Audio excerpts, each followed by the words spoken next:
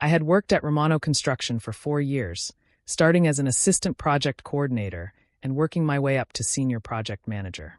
I'd brought in $2.3 million in new contracts over the past year, completed every project under budget and ahead of schedule, and earned my PMP certification on my own time and dime. So when my Uncle Vincent called me into his office on Friday afternoon, I expected to finally hear about the promotion to Regional Operations Director that had been under consideration for 8 months. Instead, he smiled apologetically and gestured to the chair across from his desk. "Diana, I wanted to talk to you about the Regional Director position." "Great. When do I start?" "Well, that's the thing. I've decided to give it to Anthony." I blinked. Anthony, my cousin, who had worked at the company for 6 months, had never managed a project larger than a residential deck, and whose biggest qualification was being Vincent's son. "Anthony? He has a family to feed," Vincent said, as if that explained everything. "2 kids, mortgage, you know how it is. You're just playing career woman right now. You'll understand when you get married and have real responsibilities." The words hit me like a physical blow. Playing career woman. As if the 4 years I'd spent building this company's reputation, the 60-hour weeks, the certifications I'd earned, the clients I'd won, as if all of it was just an elaborate game I was playing until I found a husband. "Uncle Vincent, my performance metrics are excellent, sweetheart. But Anthony needs this more than you do. Family comes first, right?" That evening, the whole family gathered for Sunday dinner at my grandmother's house. It was tradition. Every week, all the Romano cousins, aunts, uncles, and their various spouses crammed into Nana's dining room for pasta and family drama. Vincent stood up during dessert, tapping his wine glass like he was making a wedding toast. "I have an announcement," he said, beaming with pride. "Anthony is our new Regional Operations Director." The room erupted in applause. Anthony grinned and accepted backslaps and congratulations from everyone at the table. His wife Maria teared up with happiness. "Speech! Speech!" Uncle Tony called out. Anthony stood, looking modest and grateful. "I just want to say that this opportunity means everything to my family. I know I have big shoes to fill, but I'm ready for the challenge."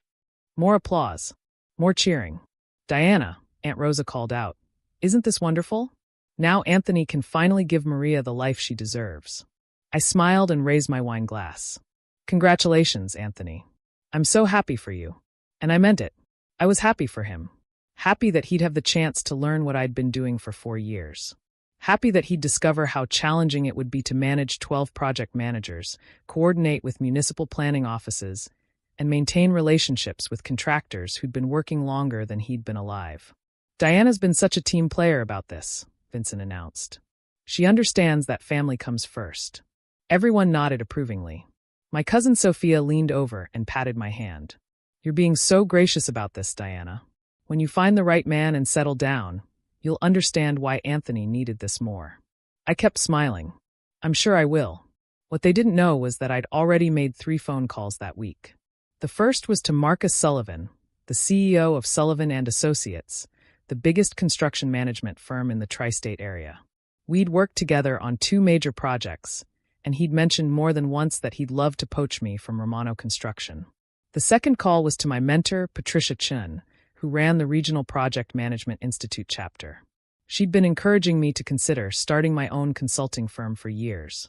The third call was to a lawyer who specialized in employment discrimination and family business disputes. Monday morning, I walked into Vincent's office with my resignation letter. "Diana, what's this?" "My 2 weeks' notice." Vincent's face went pale. "You can't be serious." "I'm very serious. I've accepted a position as Senior Director of Operations at Sullivan & Associates. I start in 3 weeks. Diana, we can work this out. I know you're upset about the promotion, but..." "I'm not upset, Uncle Vincent. I'm grateful.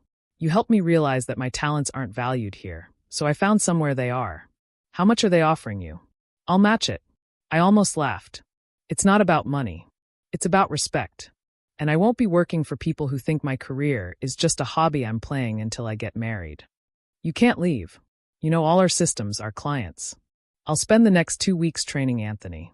I'm sure he'll pick it up quickly since he has the promotion I earned." Vincent's face went through several expressions before settling on panic. "Diana, be reasonable. Anthony doesn't know the business like you do. Then maybe you should have considered that before giving him my job." I spent the next 2 weeks documenting everything I could for Anthony, who was starting to look overwhelmed as he realized what the position actually entailed. "Diana," he said on my last day, "maybe you could stay on as a consultant? Just for a few months while I get up to speed." "I don't think so, Anthony. You'll figure it out. You have a family to feed, remember? That should motivate you." My last day at Romano Construction was a Friday. The following Monday, I started at Sullivan & Associates with a $40,000 raise, a company car, and my own team of project managers. 2 weeks later, I got a call from one of Romano's biggest clients, Metropolitan Hospital Systems. "Diana, we heard you moved to Sullivan & Associates. We've been having some issues with our current contractor." Within a month, I'd helped Sullivan & Associates win 3 major contracts that Romano Construction had been counting on. Projects worth $8 million total that would have kept Romano busy for the next 2 years. Vincent called me personally after they lost the 3rd contract. "Diana, this isn't fair. You're using inside information to steal our clients." "I'm not using inside information, Uncle Vincent. I'm using the relationships I built while I was working for you. Relationships you apparently thought Anthony could just inherit along with my promotion. These clients specifically asked for you." "Yes, they did. Because I spent 4 years proving I could deliver quality work on time and under budget. Something they're apparently not confident Anthony can do. You're destroying the family business. I'm succeeding at my career. The family business will be fine once Anthony learns how to do the job you gave him." It wasn't fine. Within 6 months, Romano Construction had lost 60% of their major contracts. Anthony, despite being well-meaning, simply didn't have the experience or relationships to maintain the client base I'd built. Vincent called another family meeting. "We need to discuss the situation with Diana," he announced at Sunday dinner. "What situation?" I asked innocently. "You're taking our clients. You're sabotaging the family business. I'm working for Sullivan & Associates. If our clients prefer working with my new company, that's their choice." "It's not fair," Aunt Rosa chimed in. "You're hurting Anthony's family." "Anthony's family is fine. He still has a job, still has his promotion. He just needs to learn how to earn the client's trust." "You could come back," Vincent said desperately. "We could make you a partner. Equal share in the business." "You mean you could give me what I earned 4 years ago, but with a fancier title?" "Diana, be reasonable." "I am being reasonable. I'm working for people who value my contributions and pay me accordingly." Uncle Tony, who had been quiet until now, finally spoke up. "Maybe we made a mistake." The table went silent. "Anthony's a good kid," Tony continued, "but Diana built those client relationships. She earned that promotion." "Don't be ridiculous," Vincent snapped. "Anthony has a family." "So does Diana," Tony interrupted. "Her career is her family, and we treated it like it didn't matter." The conversation devolved into arguing, but I noticed something interesting. The younger family members, my cousins around my age, were nodding along with Uncle Tony. They understood what had happened, even if their parents didn't. After dinner, my cousin Sophia pulled me aside. "Diana, I need to apologize. What I said about you understanding when you get married, that was wrong.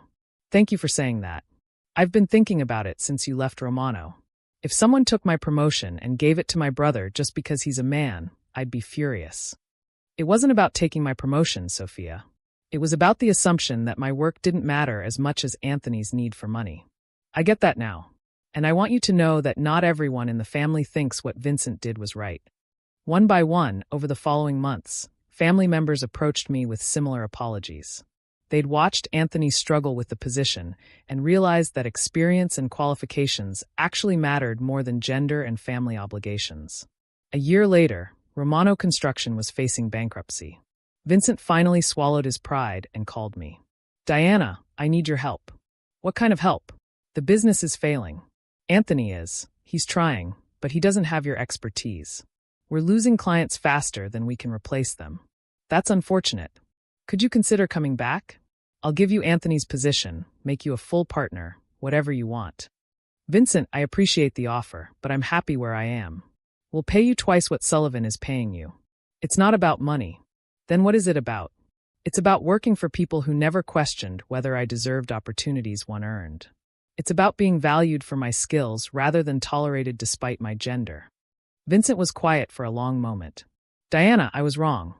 About the promotion, about the playing career woman comment, all of it. I was wrong. I know you were. Is there anything I can do to fix this? I thought about it.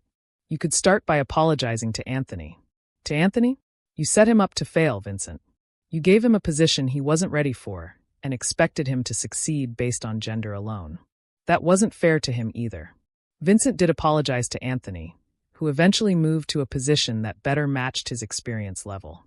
Romano Construction was sold to a larger firm, and Vincent retired early. At the family Christmas party that year, Vincent approached me with something I'd never seen from him before: genuine humility. Diana, I want you to know that I've learned something this year. What's that? Family doesn't mean protecting men from competition. It means supporting everyone's success. That's a good lesson to learn. I just wish I'd learned it before I lost the best project manager I ever had. You didn't lose me because I was the best project manager, Uncle Vincent. You lost me because you never saw me as one. 5 years later, I'm a partner at Sullivan & Associates. We're the largest construction management firm in the region, and I oversee operations for projects worth over $50 million annually.